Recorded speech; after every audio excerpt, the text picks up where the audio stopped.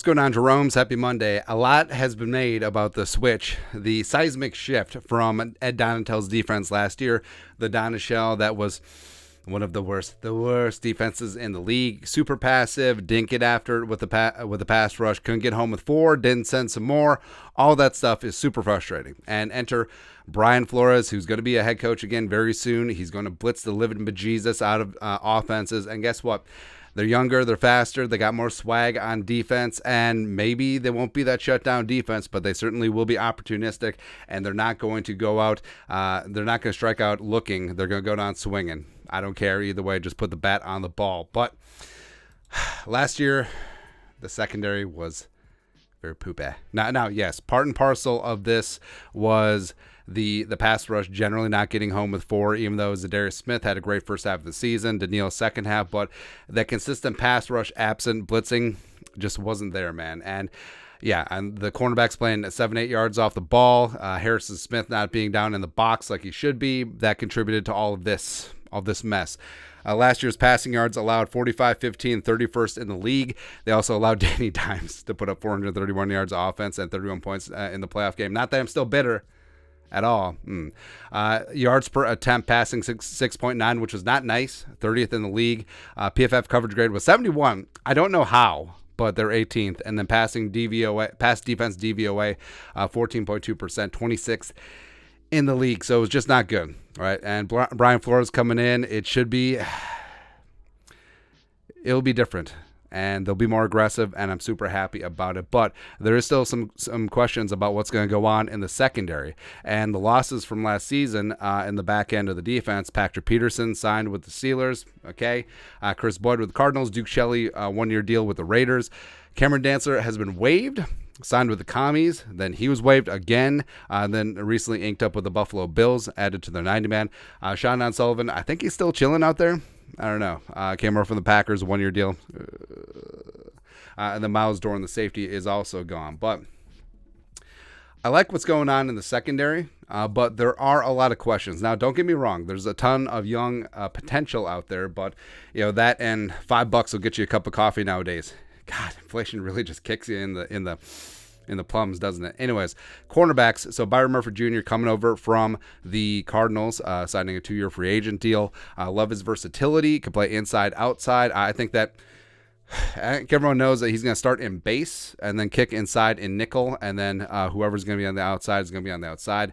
Evans and Booth, last year's 4th and 2nd round picks respectively, have all the potential in the world, especially Booth. I think has the feistiness to be a great press man, cover corner on the outside. Evans showed some great flashes and playmaking ability last year, but Booth coming off a meniscus surgery, that was his big issue at Clemson, staying healthy. Evans had 3 concussions last year, but he's wearing different equipment, different helmet. He's wearing something with a neck brace, as well as he's adjusting his tackling technique, and that hopefully should help. Mekhi Blackman coming in as a 3rd-round pick out of USC, super feisty on the outside, maybe a little bit handsy and grabby at times, but super aggro, something that I love a lot. He's been reportedly been working in the slot with the 1, so that's super interesting. Juwan Williams, a former 2nd-round pick, has length on the outside. Former New England Patriot Tay Gowan, Kalon Barnes, the super speedster. John Reed, the former Penn State cornerback, coming in as free agent as well. And then UDFAs and Jalen Williams, Najee Thompson, and CJ Colton. So I think right now, the top 4 corners are probably... Well, Murphy's the only one that you could really pencil in. He's going to be a starter. But I think top 4, Evans, Booth, Blackman, are going to be in that mix. Now, don't get me wrong. Jowan, Gowan, Barnes, Reed, and the UDFAs can certainly compete in there. But given their draft status and given their potential, I think that Evans, Booth, and Blackman are going to get every opportunity. But again, with Flores... Does draft status really mean anything? Who knows? But either way, there's a ton of talent on the outside, especially the type of corner that Flores wants. A lengthy press man on the outside. With the young guys, that makes sense. Safety-wise, Harrison Smith, the ageless wonder, took a massive pay cut, almost 50%, to return for one more season in purple. And also, Flores loves running 3 safety looks. He loves blitzing safeties. He loves doing a lot of things. So I do think that Harrison is going to play down in the box where he's best utilized. He had a career low in blitzes last season. And getting back to, love or hate Zimmer, he got the best out of Harrison Smith, and allowing 22 to be down in the box as a de facto linebacker, playmaker, setting that edge, especially on third down, is where he had the best of him. Lewis Cine, last year's first-round pick, coming off that broken leg, has been working with the twos, but I think in training camp he's going to work his way up. The starters with the ones right now have been Harrison Smith, Cameron Bynum at free safety, as well as Josh Metellus, playing that third safety, big nickel type role. He was a backup.